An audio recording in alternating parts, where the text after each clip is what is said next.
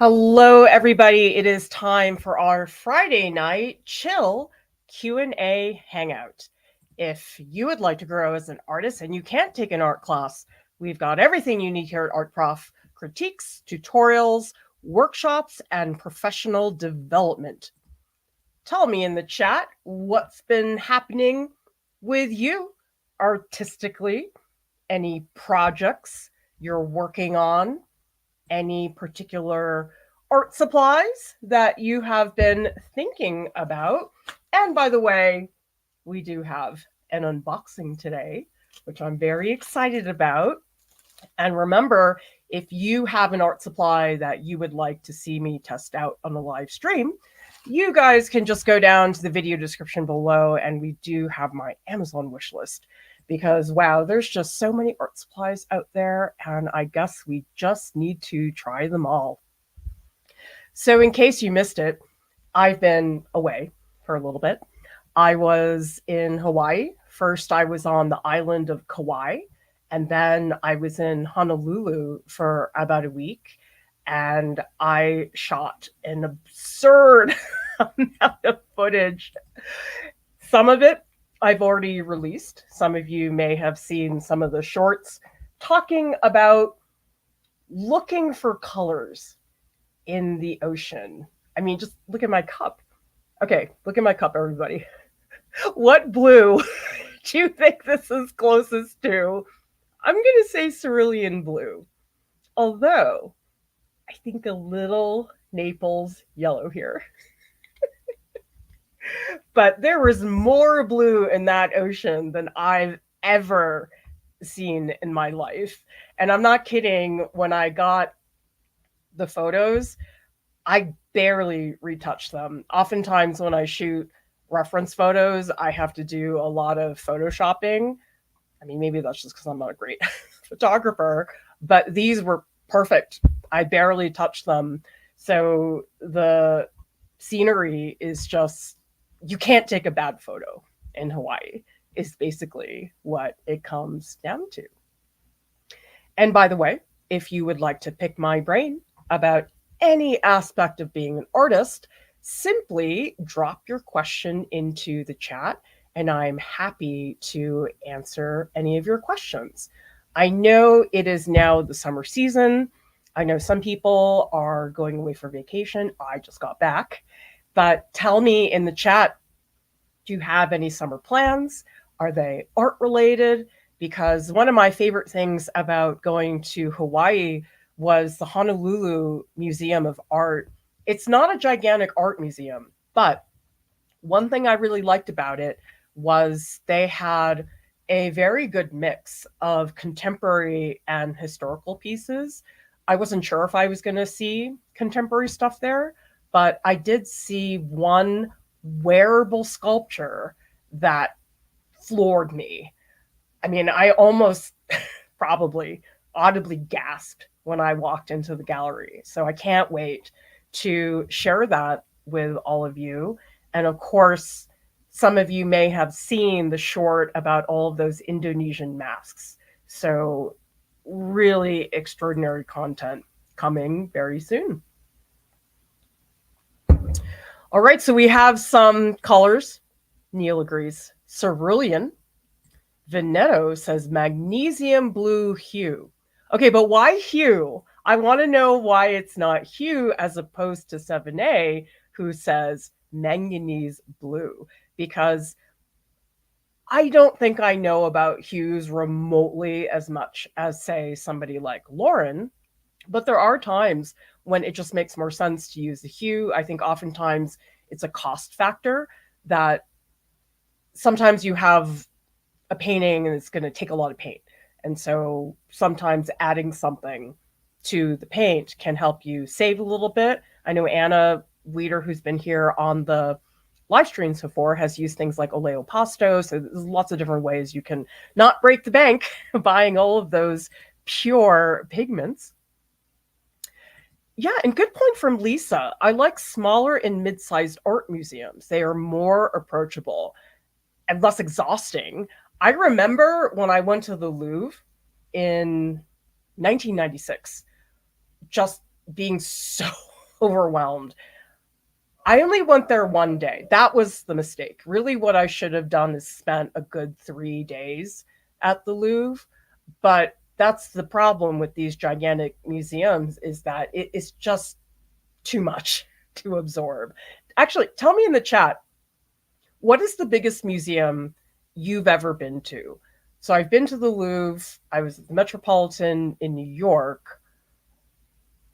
The Tokyo National Museum, that was very big, but I still don't think it was as big remotely as the Met.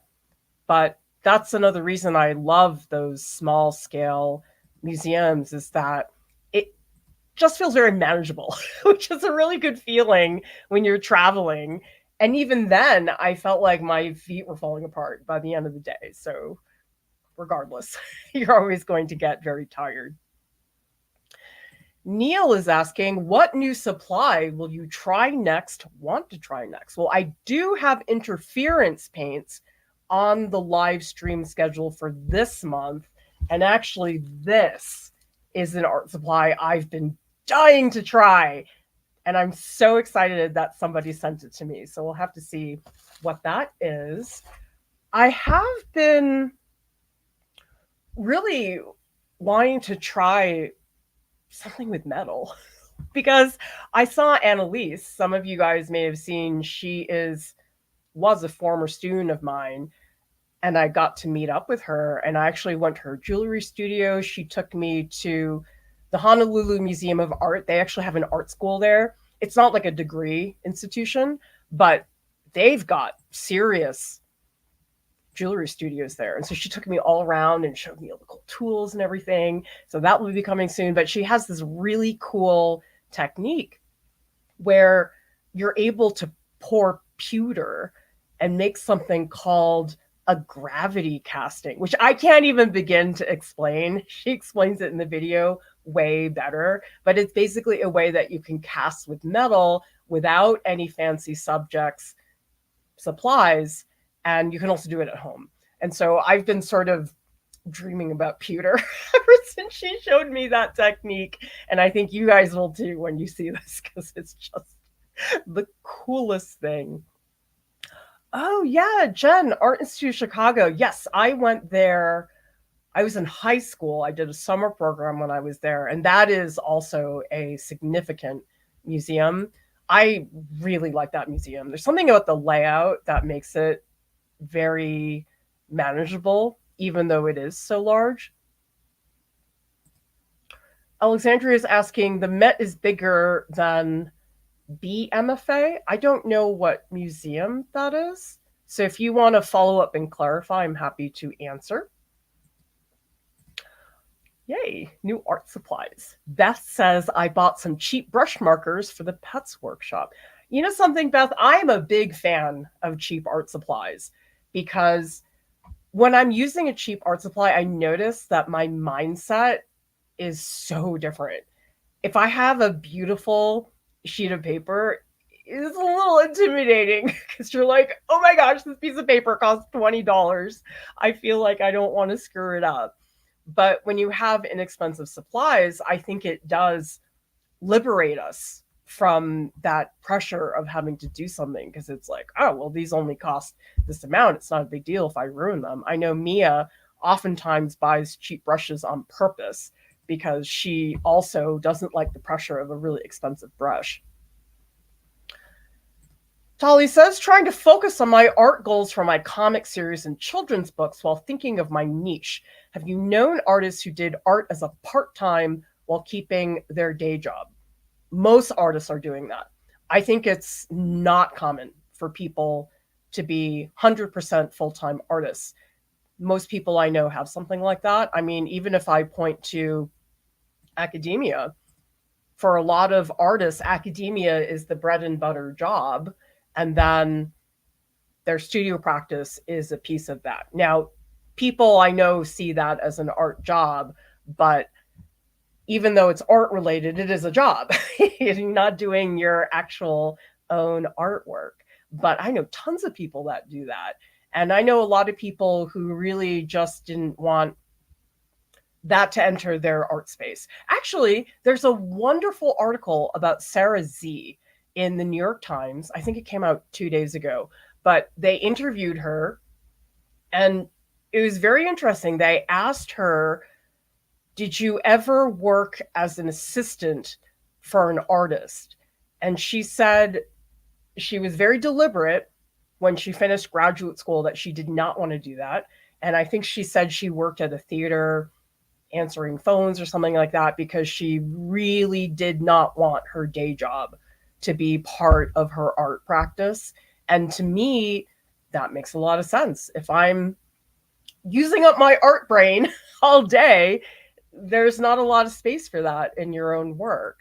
And so this idea that getting a day job is somehow not good, I don't think that's true at all. I think sometimes for a lot of artists, it provides the mental space that you need that is separate from a day job.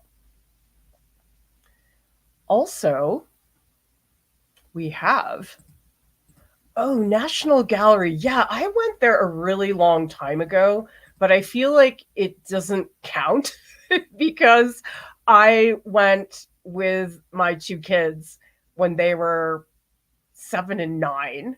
There just wasn't a lot of time to really be looking at things. But Brian says, I just went to the smaller Phillips collection for the, is it Bonnard? I don't know if that's a typo. That was so intimate. I know sometimes those blockbuster shows, they can be a little annoying sometimes. I mean, of course, it depends on the artist, but I really enjoy a more intimate experience in those shows when you see more the artist from a point of view that is not some giant splashy thing. So oftentimes in a museum exhibition, yeah, I appreciate the giant splashy stuff, but I love seeing things like sketches, little studies, or even with John Singer Sargent, he has his huge oil painting commissions. But a show I saw of his a long time ago also had another gallery that was just his watercolors, and they were very small, and they just were so different than anything else I had ever seen of his. And they felt much more real to me than his commissioned portraits. Oh, okay. So Alexandria is asking about the Boston Museum of Fine Arts. Yes, the Met is absolutely bigger. I mean, I feel like I grew up at the Boston Museum of Fine Art because that's where I used to take art classes when I was a little kid. I mean, I was like 7, and I took them also when I was in high school as well. So I spent a lot of time in those galleries. And I'm going to Boston in August because I am filming something very special. Can't wait to share it with you guys. But I will certainly be making a stop by the MFA. Neil is asking, and by the way, put your questions into the chat so that way I can answer and help you guys out with your art stuff. Neil's asking, any tips on painting vast cityscapes without losing my mind on the perspective? Do one that doesn't have any perspective. Because the whole perspective thing, here's my theory. I think linear perspective, scandalous opinion, I think it's a little overrated. I think people feel this immense pressure to do linear perspective, have it be correct. And if you're good at linear perspective, that's great. I mean, linear perspective, don't get me wrong, is a very powerful visual tool. But so much of the time, I see people really giving themselves a hard time about it to the point where it's paralyzing. So if you look at a cityscape and you say, oh, I need to learn perspective to do this, and then you just never draw it, that's bad. Like, I'd much rather somebody draw a cityscape with no linear perspective just to get the experience of drawing a cityscape, because a cityscape is much more than linear perspective. I mean, think about it this way. Think about any major city on the planet Earth. Every single city has its own personality. And it depends on the person. What's your point of view? For some reason, I always think about Paris as being really weather-wise cold, because the year that I went was the coldest winter they had in 30 years. So my association with Paris is like biting cold weather. That's just my take. Other people probably feel very differently about that. But Neil, to me, what really matters in a cityscape is capturing the personality of the city. So the other thing I see too is people get very technical. They draw every single window and they want to do this, this, and this. But actually, the cityscapes that I have been the most absorbed by, films have lots of examples. I mean, the first one I think of immediately is Blade Runner. So who here has seen Blade Runner? Not the new one, the old one with Harrison Ford. That has an extraordinary city. And it's incredible when you think about how little technology they had at the time. There's no CGI when they made that. But to me, the city in Blade Runner looks way better than so many other films that are being made today. And it's because of the atmosphere, the way they did the rain and the steam and the architecture. And I just remember it felt so palpable when I was watching that film. I really felt like I could smell the air. And there's a lot of cities in a lot of films, they look fake. They look like toys. And you have to ask yourself, okay, what is it about that Blade Runner cityscape that was really effective? I don't think a lot of people are going to say, oh, linear perspective. No, you're going to talk about how it made you feel. And it's a little bit foreboding because that's the nature of the story. But I would just remind yourself, Neil, that linear perspective is one piece. And it is not going to determine the success of your cityscape. It's actually, what is the story you're trying to tell? The other thing I would say too, Tally, following up on your question about having a day job and being an artist, we have so many more options than we think we do. Because when I got out of school, I mean, this is my personal hang up. I'm not saying everybody has this issue, but I definitely had a really specific idea of what I had to do to be an artist. And in retrospect, that idea was so narrow-minded, and it did not leave a lot of room for other options. And I blame academia for that, making me feel like those were the only things I could do. But I think especially with the internet now and social media, I know that's a whole other can of worms, you guys.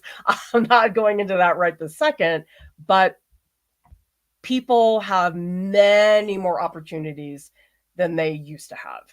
So there are so many things artists can do now that they were never able to do 30 years ago. And so don't feel that you have to follow a track that has already been done by somebody. I mean, I didn't know I was going to end up on YouTube. Like, my dream was to be a tenured professor at a university, and I never dreamed that this would ever be a way for me to live my life. But that's the thing, is that I looked at YouTube as sort of this extraordinary educational platform, and I think that put me in a very different place than academia. That's why I left. But just don't tell yourself there's only one way to do it, because that's really when people put themselves in a place where there's just a lot of roadblocks, and you don't want to have that in terms of how you decide to live your life as an artist. I was Hawaii. Let's just say the first part was really fun. And the reason I'm saying that, so the first week I was on Kauai, beautiful island, not a lot of people, very low population. And that was really fun. I was there with one of my friends, her spouse, and 2 kids. That was really cool because I hadn't hung out with her for a long time. And then they left, and then I had 2 days by myself, which was great because I just did whatever I wanted. And then I went to Honolulu for a family reunion. Is that enough information? Let's just say, in one of those trips where you just can't wait to go home. I'm not saying I didn't have an amazing time in Honolulu, because I absolutely did. But the family reunion really complicated some things, and there are a lot of things I wanted to do, but obviously wasn't able to do. And I did manage to carve out one day in Honolulu where I was by myself, and I did go to the museum with Annalise, so I did get to do some things. But yeah, just picture it, you guys. It's kind of a lot to manage all of those personalities. We also have, oh, sorry, Alexandria is saying, I'm investing a lot of time on acrylic illustrations on Bristol. Do you think I need to seal with a matte fixative? Is it susceptible to scratches, etc.? I don't think so. I mean, you can. There's nothing wrong with that. You can also look into an acrylic varnish, like a one that you paint on. They also have spray varnishes. So if you don't want to do fixative, you can also do a spray varnish. That's fine. But I don't think it's that important unless you sell it. If you sell it, yes, you really should seal it with something. But if you just have it for yourself, I don't think it's a big deal. Get your questions into the chat so I can help you all out with your art things. Ginger says, any tips for drawing in a sketchbook more often? I feel like I make a lot of serious pieces. Don't mess around in my sketchbook enough. This is going to sound like really dumb advice, but it really does work. Take your sketchbook, open it, and leave it open on a table somewhere. You're much more likely to pick it up and do something if it's already open. I know it sounds ridiculous, but if my sketchbook is up on a shelf and it's closed, I'm like, oh, I have to go get. That just makes me not want to get up and do it. But when things are just out, it makes me want to do them more. And I do the same thing with my painting supplies. If they're out on the table, I'm way more likely. If I have to go dig into some closet, it's all over. So you can do that. Or something if in the evenings, let's say you're hanging out on the sofa or something like that, have the sketchbook on the coffee table. So it's really easy to reach. So sometimes it's not so much that there's a way to work in the sketchbook more as much as it is you just have to make it available. Oh, I got all fuzzy. Let's see if this works. Last time I tried. Oh, there it is. Yeah, it worked this time. Okay, excellent. PJ says, want to find out how I should approach learning painting with oils without making it a chore. I've been drawing with graphite for as long as I remember. The question is, PJ, do you have a space where you can use oil paint safely? Because it is such a pain to clean up, and it's not the painting media I would recommend the average person to start with, because it's just so much more work than the other paint media. It's also very expensive. If you are starting out oils, you've never done it before, you're going to spend a fortune at the art store. So unless, PJ, you have a really particular reason why it must be oil painting, I actually think you would be better off starting with acrylic and then switching to oil, because oil is just so much work. And the thing about acrylics is there are acrylics that do similar things as oil, such as a long dry time. I just tried Golden's open acrylics, and I could not believe how long they stayed wet. It was really impressive. For me, when I was in high school, I know the compelling reason to use oil at the time was because I hated how fast acrylics dried. But I didn't know about acrylic retarder. I didn't know about slow dry medium, but now I do. And so, PJ, if you want to reply as a follow up about your facility, or if there's a reason you really have to do oil painting, because I usually don't recommend that to people as their first paint media. It's just, it creates so many problems, and it's just so difficult that it'll just frustrate you a lot unless you are super dedicated, and number two, that you really have proper guidance. It's not something I would recommend that people try to learn entirely on their own. There's just too many things that are difficult. Austin says, trying so hard to be a textile designer, have applied to so many jobs and losing hope. Any advice? You have to keep applying. I know that's really boring, but you can't stop. And I know it's extremely discouraging when you're not getting anything back. Keep doing it. But here's another thing that you can do: cold calling. It works. I've gotten jobs cold calling, and we have a video on exactly how to do that. So if you just put into YouTube Art Prof cold calling, you'll find that video. But that's something a lot of people don't realize they can do. You just email this company, hi, here I am, hire me. And there's been times where they say, no, not hiring. And then a year later, they are. That's how a lot of people get jobs. The other thing is, I find sometimes people make their job search unnecessarily narrow and don't realize that actually it can be applied into other places. For example, I actually talked to somebody in the illustration department at RISD who is an illustration professor, but told me that she's been doing tons of surface design. And I was like, what is surface design? Like, I hadn't even heard of that before, but it's a huge field. And she told me that it pays better than a lot of average illustration gigs. And I imagine surface design has to be related to textiles somehow. So if you try to find work that is sort of adjacent, sometimes that's better. And especially if you're just starting, like if you don't have decades of experience, you're not going to get your prime job immediately. Nobody does. So let's say, as you say, you want to be a textiles designer. Don't just apply in textiles. Look in other places. I know a children's book illustrator told me that one of their first jobs out of school was at a Barnes and Noble.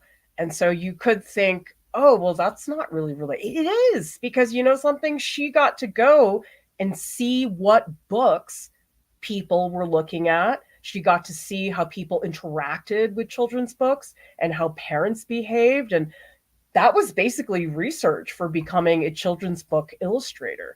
And so there's all kinds of jobs which are not the job, but are related and can get you lots of experience in terms of other things. We also have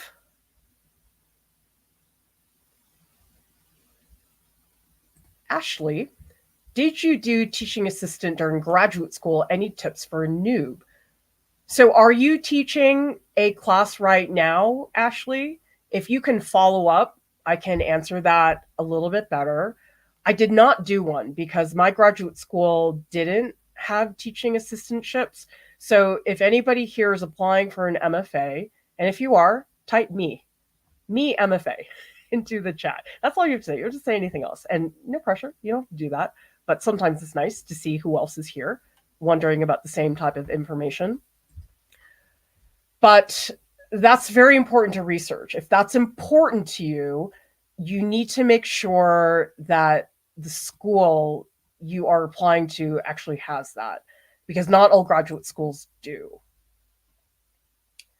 We also have Amy. I want to get into art again. Life and mental health got in the way. What do you recommend I do to get warmed up again? Find out what my medium should be. Sketchbook. That's what we were just talking to Ginger Cell about. I think if you're coming back to art after being away for a little while, you need to have an entry point that's extremely low. If it involves buying all these supplies, and don't do that. You want really, really simple. Sketchbook, pencil, that's it. Do some doodles. Don't try to do anything finished.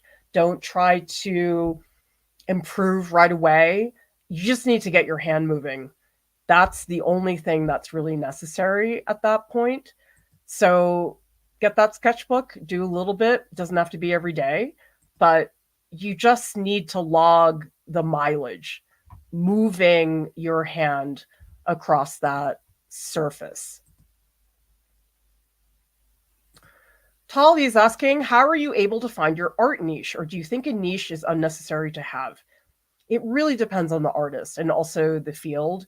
For example, because I have been a fine artist for most of my life, I never really had to have a niche. On the other hand, though, well, so here's the thing. I was never a gallery artist, and so I didn't have to do that.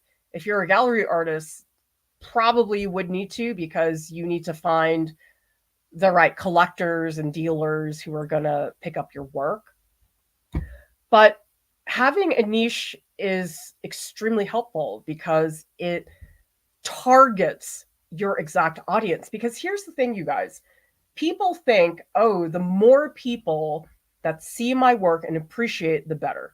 I'm not saying those are bad things. I mean, I'll take it, right? But you don't need everybody to appreciate your work. You just need a couple people who are into what you're doing, and that really is sufficient. Because you know something, most of the world is not going to appreciate your work. Think about how many people are out there. All you really need is a couple thousand people, maybe even less, to like what you do. And the challenge is getting out there and finding those people who are going to appreciate it. Because I don't need 50 million people to appreciate my work. I really don't. I just need a couple people who are going to give me the opportunities that I'm excited about, and that's enough. So this idea of trying to please everybody, or the more people that see this, the better, I don't think that's true. I mean, it's sort of the same thing with YouTube, that we don't have 6 million followers. We have 196,000. Yes, I'm obsessed with that number. Yes, we're very close to 200K, but I don't care. I mean, I'd like to have the monetization go up higher, sure. Maybe that's the reason I want 6 million views. But in terms of the audience and the engagement and talking to all of you and listening to you, I'm so happy with where this is. And so the numbers game for me, frankly, it's a monetary thing. It's like, yes, if we could make more money, that would be great. But as far as the conversations I have with all of you, I am so happy with where we are and don't feel I need more than that. Also, we have Lisa, and get your questions into the chat, everybody. By the way, I know I look like I'm in a basement right now, but I think somebody messed with my light when I was away. I tried to turn it on and it didn't work. So I'm just going to look a little dramatic tonight. Lisa says, is water-based oil as much work as traditional? It's not. The cleanup is much easier. It is a lot of supplies, though. I mean, you still have to get all the mediums. You got to buy the paints. The paints are not cheap. I think the main thing is the paints themselves are much more expensive. Like the really good oil paints are going to cost a lot more. And oil paints, I do think in general, just overall, have a longer dry time. Now, of course, you can do things like add liquid to your oils. That will definitely expedite the drying process. But I think with oils, you have to be a lot more careful about certain things, especially if you want the work to be archival. So it's all work. But I think with oils, I would just have to think way more about the materials and make sure I'm doing the right thing. I feel like with water-based oils, what I've typically seen is a manufacturer has their own line of water mixable oils. So the brand that I use was Winsor & Newton because they gave it to me. And Winsor & Newton has their own line. Like they have their own linseed oil for water mixable oils. They have their own retarder, their own varnishes. And so it's not difficult to know what to buy. And I think with oils, there's just way more options. I mean, I love that there's cold wax medium. I don't think they make that for water-based oils. Maybe they do. I could be wrong. But I'm just saying that I think in general, oil paint supplies is just a much bigger world. They've just been around so much longer. Dave is asking tips for starting out with oil pastel crayons, recommendations, things to avoid. Yes. So for those of you who are interested in oil pastel, we do have a playlist. Just go to Art Prof Oil Pastel in YouTube search. You'll be able to find that. One of my main recommendations actually doesn't have to do with the crayons. It actually has to do with the paper. So a lot of us, our first impulse when we sit down to draw is to get a white sheet of paper. Oil pastels really do better when you use a toned sheet of paper, meaning a sheet of paper that's gray. I happen to really like black because black is just, it's really, really dramatic looking. So it gets some really cool effects. Because the thing about oil pastel is if you draw on a white sheet of paper, you're just constantly battling that white. It always has this grain. You have to build up so much oil pastel to get rid of that white grain. Now, on a sheet of black paper or a sheet of gray paper, you don't have to do that. It's like the paper is already filled in for you. So that's one of the first things I would say. Second thing is you definitely get what you pay for. There are some really bad oil pastels. The starter set that I recommend is Caran d'Ache. They have a very good range of colors, not too hard, not too soft. Sennelier I would stay away from for a little while because they're just really, really soft. And that can be hard to manage if you're not really experienced. So those would be my first things. The second thing is I know some people like to put baby oil because sometimes people are like smudging with their finger, but the problem with that is, I mean, you can smudge your finger raw if you're doing it a lot. So if you just have like a little bit of baby oil on your finger and you smudge it, it's going to be way, way easier. So those are my initial tips. But we also have an oil pastel area on our website. So for those of you who don't know about the website, and by the way, tell me in the chat who here knows about the website and who here is hearing about it for the first time, because I spend a lot of time on this website and there's a lot of stuff on it that is not available on YouTube, like our tracks and all sorts of other resources. And so it will make me very happy if you guys visit the website. Okay, so it looks like we have some other MFA people. You're scared to apply, but guess what? We're going to help you. So we do have, in case people missed it, we do have an art school portfolios group. Now, this does have a monthly fee. You pay $30 to have access to the channels, get written support, professional feedback. But there's also a $40 per month option where you get access to voice sessions. And you can be undergraduate, graduate degree, post-baccalaureate. It's a great group because you get to see what other applicants are doing and you get the support. Now, we also have other free options. Like, for example, we have an MFA guide. So those of you guys who don't know about it, type MFA guide into our website. And that is a page that consolidates all of our MFA content because we have a lot. And so if you just go to that one page, that will give you everything that you need. And we also, in the Discord, and if you're not in our Discord, you should get in there. It's really fun. I love our Discord. But we also have a BFA MFA channel. So if you want to just go in there and ask a question, that would be great. Okay. Bam Bam says, do you think there are still opportunities for younger artists seeking apprenticeship from older artists, or is that not a thing anymore? I'm sure it's out there. It's not like in the Renaissance where everybody was doing that. I also think you have to be careful because there definitely are things that sound like that, but actually are not. So, for example, I know a lot of people who finish art school, they want to keep working in the field. And I know a lot of them will go and they'll be assistants for artists. There are lots of artists out there. They have huge productions. Like Sarah Z, who I talked about earlier in the New York Times, they asked her in the interview this week, They said, how many assistants do you have? She has 7. That's a lot.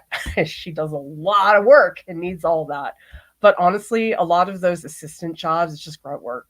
There's not a lot of creativity because you're under the vision of that artist. And I know for some people, I have had students who have done those jobs, and some of them have told me they're terrible. So you have to make sure like you're actually getting something out of it. I think you would have to really do your research. I don't think they're easy to find. I think you would need to find the right situation. You need to make sure it's the thing you really want to do. I know that apprenticeships are common in places like Japan, but probably you should speak Japanese if you want to do an apprenticeship there. So it's not easy to do, unfortunately. You'll have to just research a lot. We also have Ginger is asking, do you ever feel embarrassed by your YouTube channel? I have been feeling embarrassed about mine, even though it is going well. I'm proud of my channel too, but something is so cringe having one. Oh, yes. Oh my gosh. Ginger, for years when I was in academia, I didn't want anyone to know that I was on YouTube. I actively tried to hide it from as many people as I possibly could. I mean, granted, that's in the context of a place like academia, very snotty people, really turning up their nose at all different kinds of things. But I know what you're talking about, Ginger, on a less big scale, which is that anytime we put ourselves out there, and tell me in the chat if you guys feel similarly. You post on Instagram, you share work with somebody, you post in our Discord, anywhere you're sharing yourself, some piece of yourself, whether it's a video or anything. Have you ever felt that embarrassment? Tell us in the chat. You can just say yes. You don't have to say beyond that. If you have a particular story, I think that's helpful. But oh, yes. I mean, some days I'm on here and I'm like, Clara, who do you think you are? It just feels ridiculous some days. But that's where what I was saying earlier about audience engagement is so critical, because then it doesn't feel that it's just about me. So if I'm on YouTube and I'm making videos and stuff, but I never talk to my audience and I don't reply to comments and I don't have a Discord server and it's just a one-way street, I feel like that would be more embarrassing because you're not really having conversation. And to me, that's what successful YouTube channels do, is they have conversations with their audience. Like the engagement is what really matters. And that is what has helped me get over that, is to say, you know, something, it's not just me here, it's all of you with me. Okay. And sure, I'm leading the live stream, I run the Discord, and our wonderful mods. Blue Wolf is a mod, by the way. You should all say thank you, because our mods are amazing in our Discord. And I think about it that way, and then it's not so embarrassing, because I think a lot of it is commiserating with people. Is when I go, oh my God, this pain's driving me bats. And then a whole bunch of you guys go, oh my God, me too. And then it's like it sort of takes that off a little bit. But I think that happens to anybody who puts themselves out there, is just feeling ridiculous. But you know something, this is what you have to do. Just, you got to get to 45. Once you're 45, you just really don't care. You really, really don't. Even when I was 35, I was like, I don't care. I totally did. I really don't care now. So just do that. Get older. All your problems will disappear. Also, what will you do to celebrate 200K subs? Asked Neil. Well, actually, you guys, next year is Art Prof's 10th anniversary. Can you believe it? Yeah, I don't know. Maybe I'll eat a lot of cake. I don't know. I have to think about it. I'm not quite there yet. Maybe you guys should tell us what you want to see at 200K. Because guess what? Your ideas are always way better than ours. We also have Brian's asking, just did Plein air sketching for the 4th of July. Then I read some called urban sketching. Apparently, plein air has to be a beautiful country landscape. What is the difference? I guess the urban sketching that I've seen typically is in a city. Usually it's not just landscape, but the thing is, it really depends on who you ask. I mean, plein air could be either of those things. Plein air could be sitting at a cafe in a town. I count that as plein air. I don't know. Maybe there's some people who think plein air is just landscape and nature. I don't know. Who? Tell me in the chat what you think about that, because people use different terminology to explain things, and it's sometimes not always clear. To me, plein air is I'm painting outside. Doesn't matter where you are, whether it's a city or something else. Oh God, my lighting is terrible. I don't know why my stupid light is not working. Sorry, you guys. I look very unprofessional. Anyway, let's do some unboxing. I'm very excited. Okay, you guys ready? Let's see. Ooh, look at this. Oh my gosh, I'm so excited. Look, it's Flash. It's Flash paint. I have been dying to use Flash paint because from what I've gotten, and who here has heard of Flash paint? Because it's not a very commonly known paint. Tell me in the chat if you've heard of it. And if you have, what do you know about it? Because my impression from talking to people about Flash paint is that it's very matte, sort of like gouache, but it's more like acrylic. I don't think it's as chalky as gouache, but I could be wrong, which is why I want to try it out. And by the way, let's see who gave me the Flash paint. I always love saying thank you to all of you.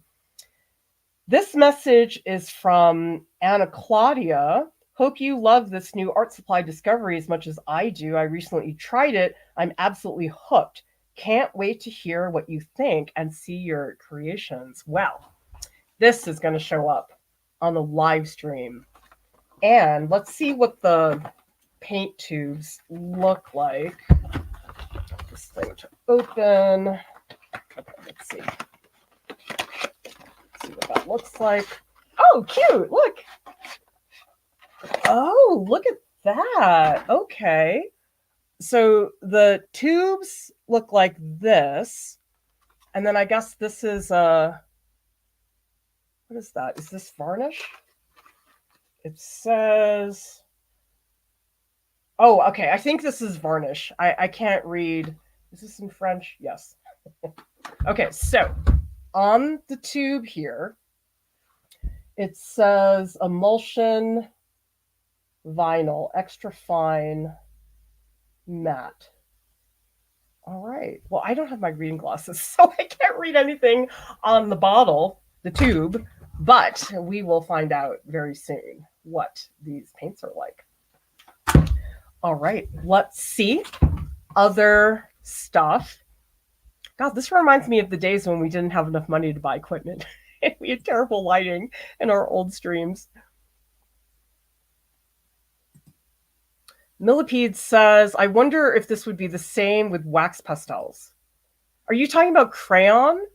Because we were talking earlier, everybody, in case you missed it, about doing oil pastels on like a toned or black paper. But yes, when I'm doing crayons, I absolutely, any color media that I can do a toned thing on, I love doing. Colored pencil doesn't get the best coverage, but I have done it on black paper and the white colored pencil looks really beautiful on it. So that's another option. Okay.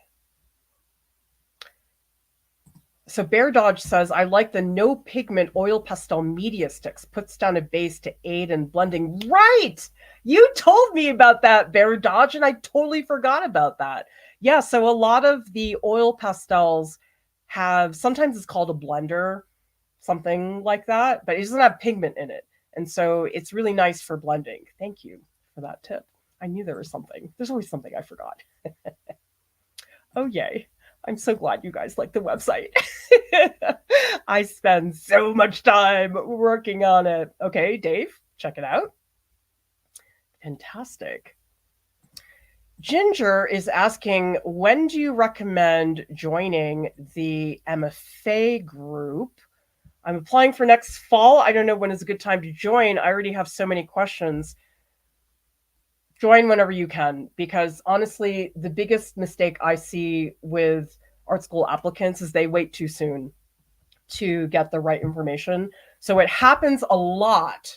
This happened all last year in the MFA group, not so much the BFA group, which is, they're all part of the art school portfolios group. So BFA and MFA applicants, it's right here. So anyway, the main problem most MFA students encounter, they just have the wrong information. So almost everybody who comes into the group has obviously ideas or thoughts about what they want to do or what kind of program. And I cannot believe the amount of misinformation people are getting, stuff that's off, things about programs that just aren't true. So I think if you can get in there sooner rather than later, portfolios take a really long time to make. People don't realize how time consuming it is, and to have time to get feedback. So whenever you can, Ginger, I think would be good. Also, Quinton says, recently seen the July Art Dare Fantasy Botanicals. On Instagram, is this an art challenge? Yes, there is. And we have an art dare every month. So if you guys go to, again, the website, artprof.org, down here at the bottom, if you guys just type July Art Dare into the search bar, you will find all the information about that. But the reason it's botanicals is because I went to so many botanical gardens when I was in Hawaii and Kauai. I was like, okay, I've got botanicals on my mind, so I guess we're going to do that for the art dare.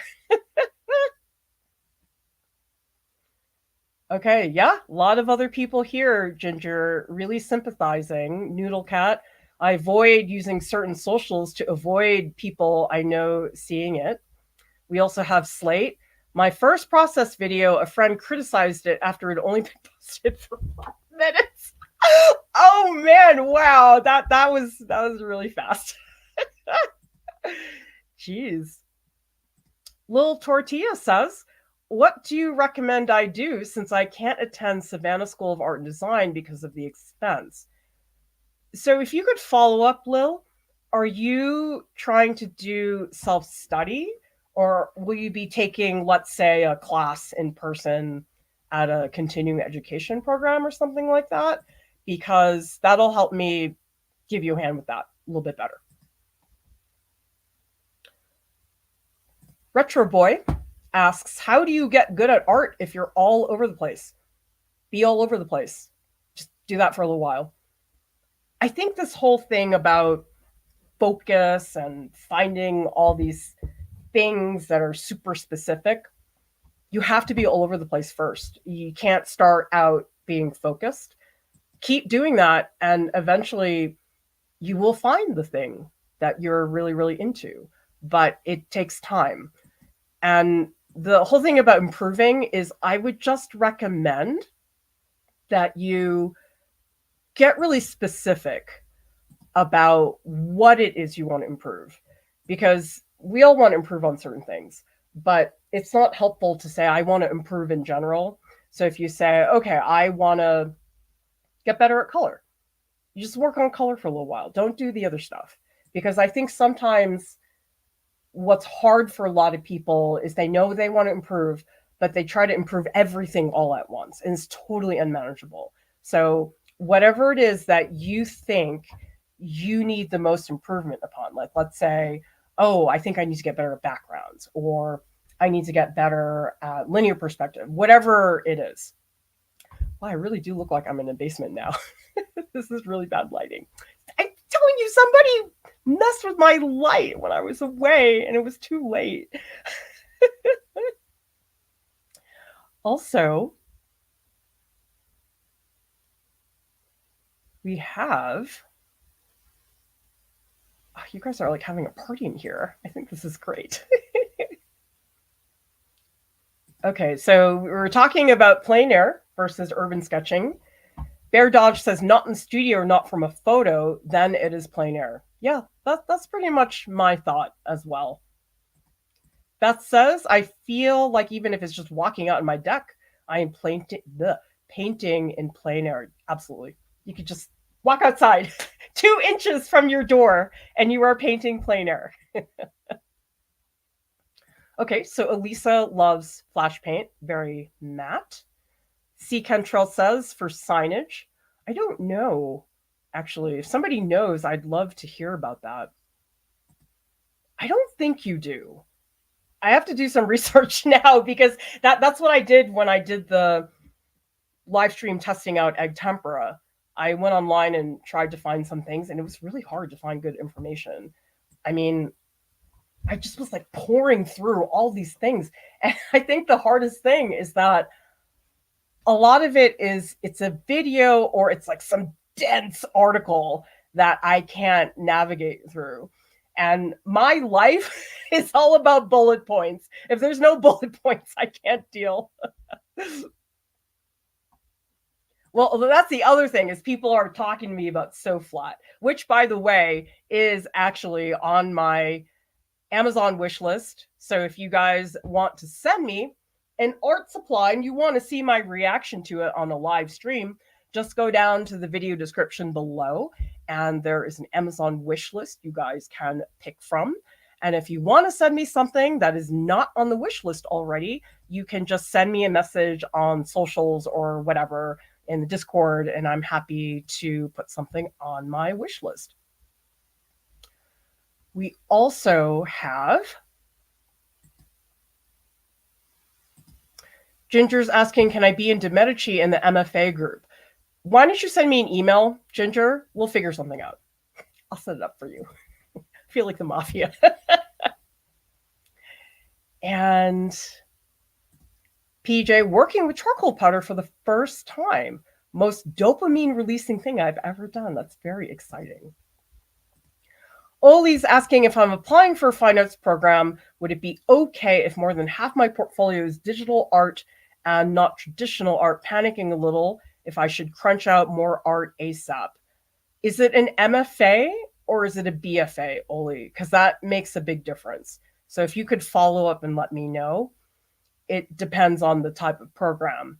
Because if you were applying for an illustration program, different thing than if you're applying for, let's say, an MFA in painting. Also, okay, so Oli says BFA. Okay, my feeling is that number one, a lot of other people in the same situation, because I've been asked this question a million times, which is, can I have more than half be digital? And I'm going to say no. I mean, you can do whatever you want, okay? Like, don't, this is not the word. But here's my reasoning behind why you shouldn't do that. And actually, we have a video about it. So if you look up Art Prof digital art school portfolios, you'll find it. But I'm going to tell you right now. So basically, if more than half of your portfolio is digital art, to me as an admissions officer, that says to me that you aren't willing to take risks. It shows me that you just have that one thing you want to do and you don't have the willingness to try different materials, because art schools aren't looking for amazing masterpieces, but what they do want to see is potential. And the way to demonstrate potential is to show you're willing to do a mixed media piece. You're willing to make a sculpture. You are happy to do a painting. And if I see a portfolio and the vast majority of it is digital, that says to me that you aren't willing to do that.